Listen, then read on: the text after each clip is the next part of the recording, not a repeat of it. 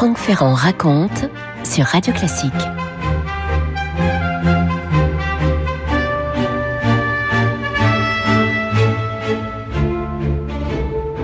D'elle à lui, je t'ai élu toi seul parmi des milliers. Toi seul m'as plu parmi toutes les créatures de Dieu et toi seul j'ai aimé. En toi, j'ai ce que j'ai cherché, je tiens ce que j'ai voulu, j'ai embrassé ce que j'ai désiré. De toi seul, les façons me conviennent. De lui à elle. Ta beauté surpasse même celle des vraies déesses. Me séparer de toi, même si la mer se déversait entre nous, serait impossible. Tu seras ma vie, mon esprit, mon réconfort dans les difficultés et pour finir, ma joie parfaite. D'elle à lui, que périssent tous ceux qui tentent de nous séparer. Que tu le veuilles ou non, tu es mien et tu le seras toujours. Jamais ma promesse envers toi ne sera changée. Jamais je ne détacherai tout mon esprit de toi. Qui ne rêverait de recevoir de telles lettres d'amour? Des mots passionnés qui sont ceux d'Héloïse à Abélard et d'Abélard à Héloïse. Les mots d'une histoire d'amour si brûlante, certains diraient à l'époque tellement immorale et finalement si violemment brisée. Les mots d'une histoire d'amour qui aura perduré malgré l'éloignement. Nous sommes au début du XIIe siècle, nous sommes à Paris, sur l'île de la Cité, sous le règne du roi Louis VI. En 1115 exactement, l'île de la Cité n'est encore qu'un îlot de verdure, elle n'a pas du tout le côté très urbanisé, très maçonné qu'on connaît nous aujourd'hui, bien sûr. Au-delà d'un dédale de ruelles, on y trouve des champs, des vignes, et puis plus vous vous éloignez de l'île elle-même, des abbayes, de grands enclos. Il y a sur l'île de la Cité elle-même l'enclos diocésain, toute la cité épiscopale, et on se presse à l'école cathédrale pour suivre l'enseignement d'un grand théologien. Il a seulement 36 ans, il est extrêmement séduisant, c'est un orateur génial, son intelligence a l'air de tenir du prodige, ses raisonnements sont d'une telle perfection, il les expose avec tellement de clarté qu'il envoûte littéralement les élèves. Après avoir publié ses premiers écrits dès 1102, il a très vite été remarqué par les grands maîtres de son temps, pas tout à fait philosophe, pas tout à fait théologien, nous dit l'historien Benoît Patard, pas entièrement logicien, un de ces personnages précurseurs et par instants géniaux. Il est encensé par ses disciples, ce professeur, il est admiré par la foule, mais il est forcément, comme toujours dans ce genre de circonstances, il est jalousé par ses pairs. Son nom donc, Pierre Abélard. En tant que clerc, la morale lui ordonne la chasteté, même si son statut ne l'y oblige pas. Or, voilà justement que cette année-là, je vous l'ai dit, nous sommes en 1115, il reçoit une demande d'un des chanoines de la cathédrale qui s'appelle Fulbert et qui a l'intention de confier au grand maître l'éducation de sa nièce qui s'appelle Héloïse et qui a 17 ans. Donc Abélard a 36 ans, Héloïse en a 17. Évidemment que Abélard accepte, c'est une chose tout à fait courante au Moyen-Âge. Il est logé chez le chanoine Fulbert, il va donner ses leçons contre une pension. Bon, jusque-là, tout est assez normal. Fulbert a prévenu le grand professeur. Il veut la meilleure éducation pour sa nièce, alors qu'Abélard n'hésite surtout pas à se montrer sévère, lui dit Fulbert. Il acceptera toutes les disciplines. Et voilà comment Pierre Abélard va donc pour la première fois rencontrer la belle, la sublime Héloïse, une étudiante qui est non seulement d'une beauté remarquable, mais d'une intelligence qui ne l'est pas moins. Comment voulez-vous dans ces conditions qu'Abélard ne succombe pas assez vite? Les leçons sont d'abord un jeu de séduction mutuelle, on discute à l'infini, on essaie de s'émouvoir mutuellement, et puis tout ça évolue évidemment des relations intellectuelles aux relations charnelles. Abélard est obsédé par Héloïse, Héloïse est folle amoureuse d'Abélard. Les livres étaient ouverts, mais il se mêlait dans les leçons plus de paroles d'amour que de philosophie, plus de baisers que d'explications. Mes mains revenaient plus souvent à son sein qu'à nos livres, racontera plus tard Abélard. Pour mieux éloigner les soupçons, j'allais parfois jusqu'à la frapper, coup donné par l'amour, non par la colère, par la tendresse, non par la haine, et ces coups dépassaient en douceur tous les baumes. En tout cas, c'est ce qu'il dit, lui, dans une sorte de longue lettre qui s'appelle l'histoire de mes malheurs. Fulbert se doute plus ou moins de cette relation sulfureuse. Il voit bien qu'il se passe quelque chose entre le maître et son élève, mais de toute façon, il est déjà trop tard. Ce à quoi on pouvait s'attendre ne tarde pas à arriver. Héloïse finit par être enceinte d'Abélard. Le professeur, à ce moment-là, se demande comment il va bien pouvoir surmonter cette épreuve, comment faire. Eh bien, il décide d'emmener Héloïse avec lui. Il va l'enlever carrément de nuit en la déguisant en nonne. Ensuite, il va l'emmener avec lui jusqu'à la Bretagne où vivent ses parents. Il va l'installer chez ses parents et c'est là-bas qu'Héloïse donnera naissance en 1116 donc au fils de ce couple mythique, un fils qui s'appelle Astralabe, qui fera lui-même parler de lui plus tard. Enfin, c'est une autre histoire. En attendant, à Paris, l'étoile d'Abélard a beaucoup pâli. On ne parle évidemment que de ces frasques, que de cette relation sulfureuse, que de cet enlèvement d'Héloïse qui est partie pour la Bretagne. L'oncle Fulbert est hors de lui, on peut l'imaginer. Je trouve que son nom d'ailleurs, dans Fulbert, il y a un peu quelque chose de fulminant. On voit l'homme furieux par essence. Alors, quelle solution Abélard trouve-t-il? Celle d'un mariage secret. C'est l'arrangement qui lui paraît le plus convenable pour éviter le scandale. Héloïse est réticente dans un premier temps. Elle se moque, dit-elle, de tout ce qui ne concerne pas son amour. Elle n'a pas besoin d'un mariage pour aimer Abélard, mais Abélard ne lui laisse pas le choix. Voilà donc les deux amoureux mariés et parents légitimes d'un fils. Bientôt, nous nous séparâmes dans le plus grand mystère, et nous ne nous vîmes plus que rarement en veillant à dissimuler surtout notre mariage, racontera Abélard. L'enfant, donc, Astralabe, est confié aux parents d'Abélard et Héloïse va pouvoir rentrer à Paris. Vous imaginez l'accueil que lui réserve son oncle.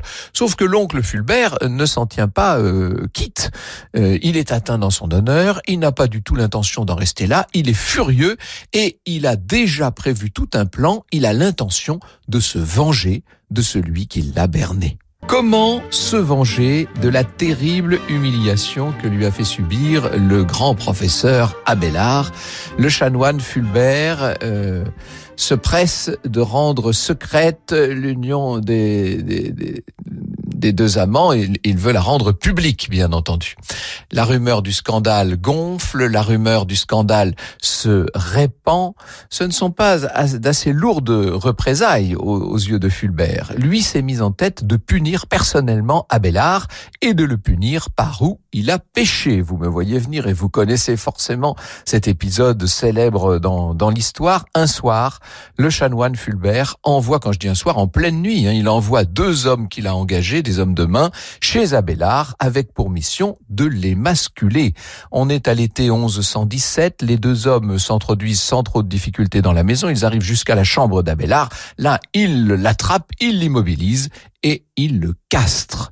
La nouvelle de ce terrible châtiment, évidemment, va faire le tour de Paris. Normalement, c'est une punition qui est réservée aux violeurs et, dans certains cas, aux adultères. Abélard n'est ni l'un ni l'autre. À Paris, on s'émeut beaucoup du sort du célèbre clerc qui a été, comme ça, atteint dans sa virilité par le chanoine Fulbert et par ses hommes de main. Et Abélard, évidemment, est complètement anéanti. Il va mettre du temps à se remettre de cette blessure qui l'a tellement amputé, qu'il l'a complètement brisé.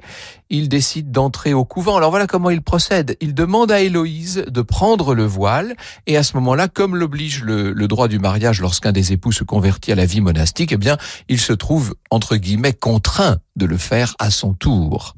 Voilà ce que nous dit Sylvain Guggenheim dans un ouvrage dirigé par Patrice Guénifet sur les couples illustres de l'histoire de France.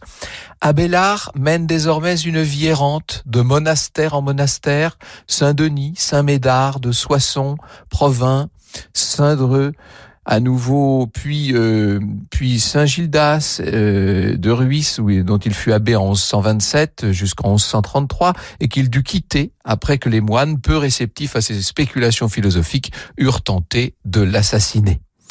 Héloïse, de son côté, va devenir abbesse de l'abbaye du Paraclet, on est en Champagne.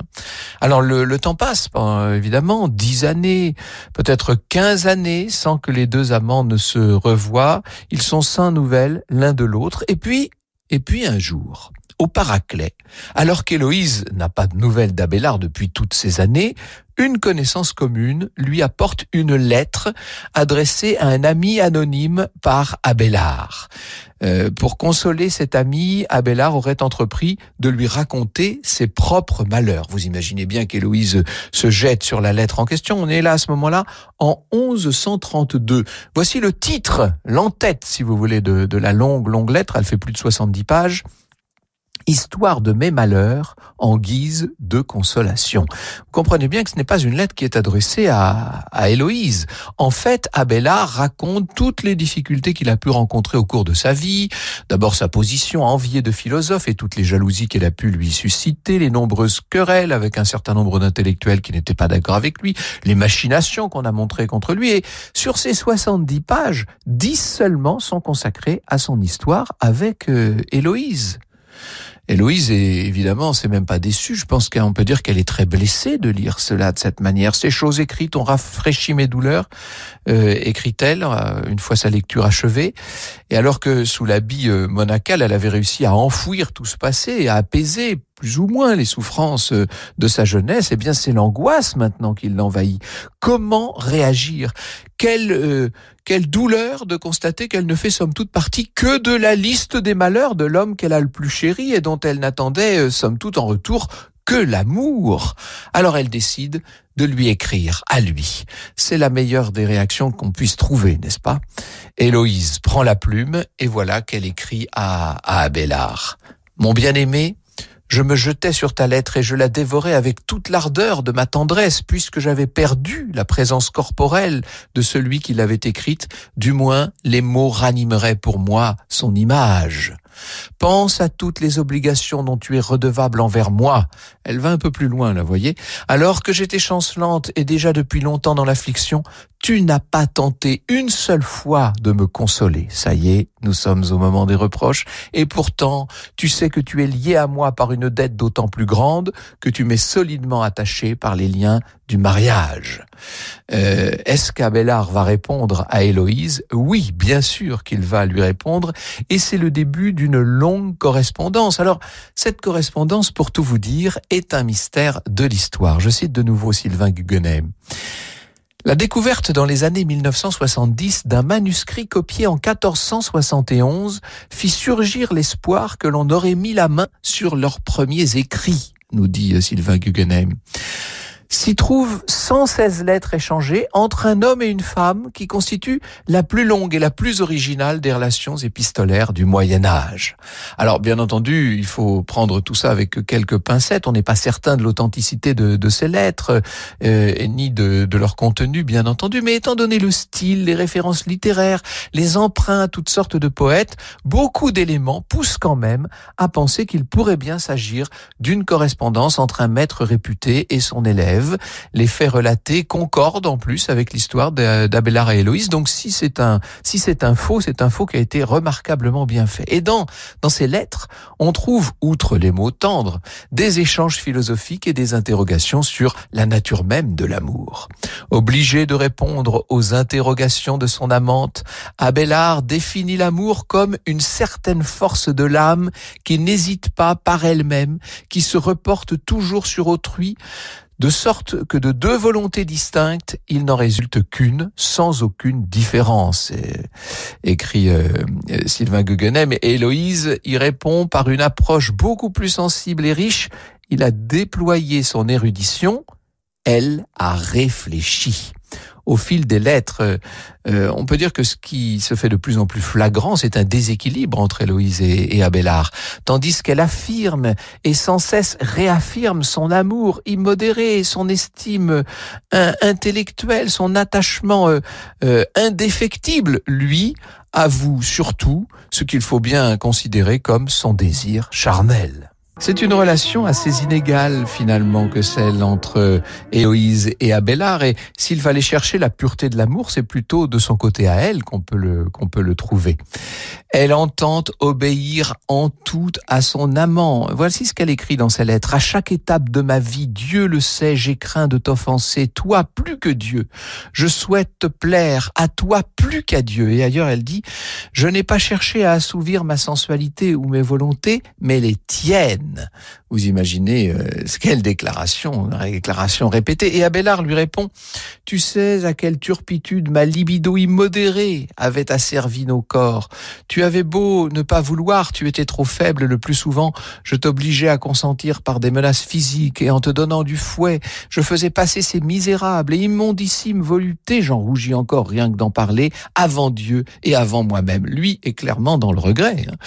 Au fur et à mesure plutôt dans le remords d'ailleurs, au fur et à mesure de ces échanges épistolaires, Héloïse se fait de moins en moins d'illusions. Finalement, Abélard, en elle, cherchait surtout des plaisirs, les plaisirs de la chair. Elle lui écrit d'ailleurs avec lucidité ces paroles qui sont assez cinglantes. Pourquoi, après notre conversion, sous-entendu notre conversion à la vie monacale, pourquoi après notre conversion que tu as décidé seul, suis-je tombé dans un tel oubli? Dis-le-moi, ou moi je dirai ce que je pense et que tous te soupçonnent.